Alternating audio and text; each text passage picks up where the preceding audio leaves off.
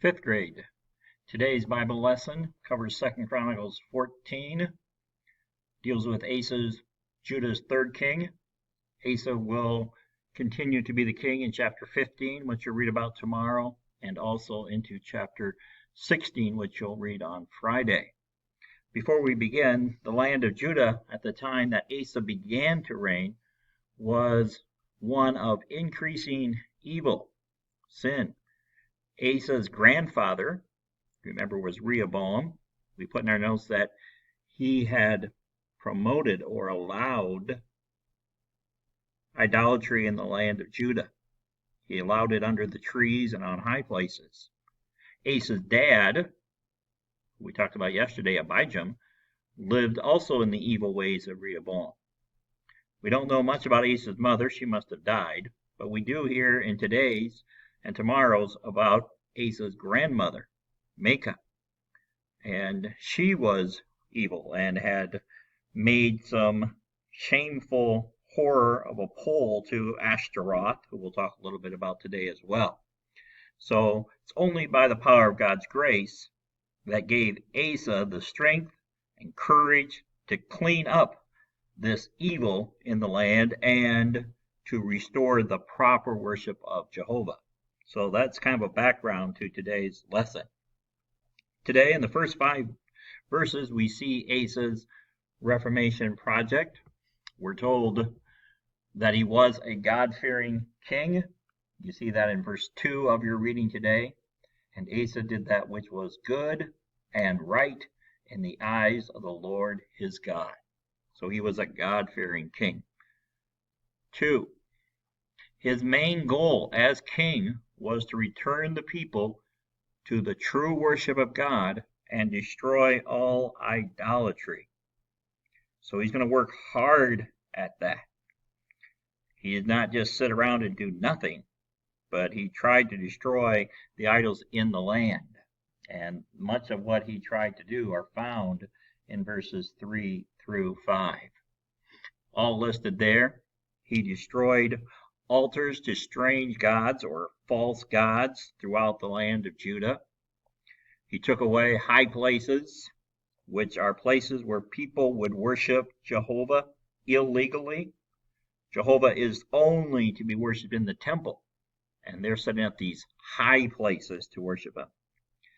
He cut down groves or poles, carved poles, or even tree trunks that had been built to worship Ashtaroth, which his grandmother had done. You see at the bottom. So he removed her or deposed her from her position as a queen because of her improper worship of God, even idol worship. So he worked hard at it. This didn't just happen in a day. It takes a lot of his years, the first 35 years. So a lot to be done. He didn't stop there, though. He commanded the people to worship Jehovah. It's a command. They must worship him the proper way, and they are to obey God's laws in their daily life. And in chapter 15, they will make a vow to do that. If you look ahead, chapter 15, verse 12, which you'll read tomorrow. And the people entered into a covenant to seek the Lord God of their fathers with all their heart and with all their soul, that whosoever would not seek the Lord God of Israel should be put to death, whether small or great, whether man or woman. So he commanded, and then the people took an oath that they would do that as well. And if they broke it, they said, "Put us to death." And then they swore that unto the Lord with a loud voice and with shouting and with trumpets. So he commanded, and by God's grace, the people responded that they wanted to do that. Well, that can only be done with the Spirit in our hearts. So they are going to strive to walk the right way. So then we get into your chapter that God then blesses Judah with peace and plenty. The land in verse 5 said was quiet before him. So he's able to do some building projects. He built cities and gates with towers on the walls for defense, even though, of course, God is their wall, God is their defense. And they have rest on every side at this time. And Asa equipped the army. he made sure he had a well-equipped army. They would depend, if they fought, with shields, spears, and bows, and he had about 300,000 men to equip, and Judah alone, Benjamin had about 280,000. So he equipped the whole army, even though really God is their defense. Then we get a little bit of a trial for Asa. Is he going to depend on himself? Is he going to come up with his own strategies like his dad did, trying to scare Jeroboam and Israel into surrendering? Or is he going to just rely on the Lord? Well, the Ethiopians attacked Judah. Ethiopia is a country in Egypt. You've labeled it in your social studies or geography map. We'll talk more about Ethiopia on Friday for your social studies assignment. So they're in Africa, south of Egypt, and they came with 1 million soldiers and 300 chariots, coming through the land of the Philistines until they came to Hebron. Their king was a man named Zerah. He's found in verse 9. So they have a host of 1,000,000. And Asa went out against them with a much smaller army. And what did Asa do in verse 11? It says he cried unto the Lord. So Ethiopians, huge army. 1 million. If you see that, that is way bigger than what Judah had. But Asa cried or prayed to God for deliverance. He went to the Lord for help. And a very important thing that he prayed in verse 11, I hope you noticed that when you read it.